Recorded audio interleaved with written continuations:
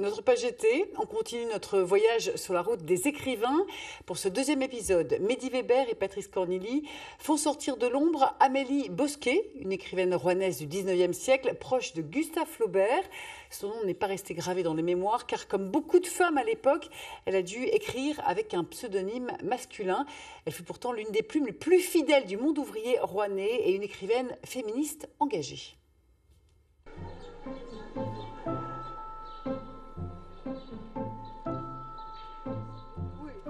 C'est ici, en plein cœur de cette célèbre rue Audrebec, à Rouen, son lieu de naissance, que nous entamons ce nouveau chapitre sur Amélie Bosquet. Encore méconnue aujourd'hui, elle était pourtant à l'époque une autrice talentueuse, appréciée et respectée par Gustave Flaubert lui-même.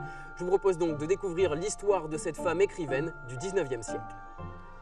Amélie Bosquet naît en 1815, ici, au 102 rue Audrebec. Issue d'une famille bourgeoise, elle côtoie néanmoins dans ce quartier Martinville un univers plus populaire. Elle connaît bien le monde des ouvriers, c'est la raison pour laquelle elle en parle dans son fameux roman qui va être finalement le plus connu de tous, qui est le roman des ouvrières. Elle y raconte la vie des ouvriers, finalement la vie pas facile des femmes qui sont dans ces milieux-là, les milieux très populaires. L'action se passe rue Martinville, justement, dans le monde des cotonnades, des manufactures qu'elle a bien connues, puisqu'en fait sa famille était justement travaillée dans le textile. Et on peut imaginer qu'à cette époque tout se faisait à la main, si bien qu'Amélie a dû pousser la navette de temps à autre. C'est à la bibliothèque Villon que Marie Durel a découvert toute l'œuvre de l'écrivaine. À l'époque, jeune chercheuse, elle décide d'étudier la littérature d'Amélie Bosquet dans un mémoire de recherche. Le style d'Amélie Bosquet, ce sont des romans en fait, qui sont vraiment représentatifs de cette deuxième moitié du 19e siècle. Les personnages sont toujours empreints de beaucoup de romanesque. Ce sont toujours souvent des aventures, des amours impossibles entre des personnages de milieux sociaux différents.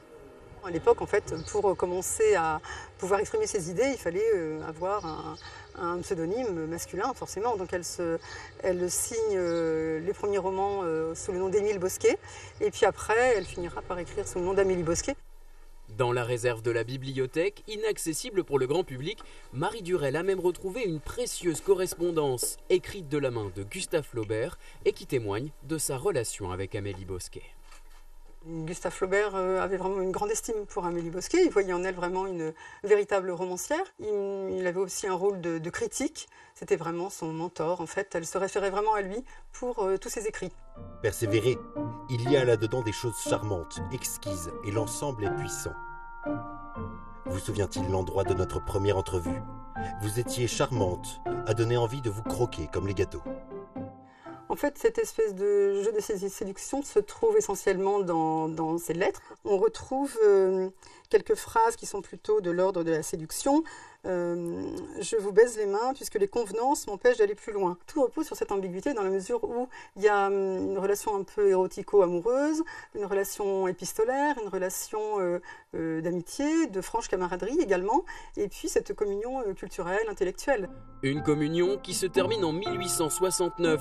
Dans l'éducation sentimentale, Flaubert se moque de la cause féministe. L'écrivaine décide ainsi de couper les ponts. Et c'est sous l'œil de Gustave Flaubert que se termine cet épisode sur Amélie Bosquet. Son mentor aura tout fait pour l'aider à connaître le succès, bien que malheureusement l'écrivaine rouennaise ne soit jamais réellement passée à la postérité.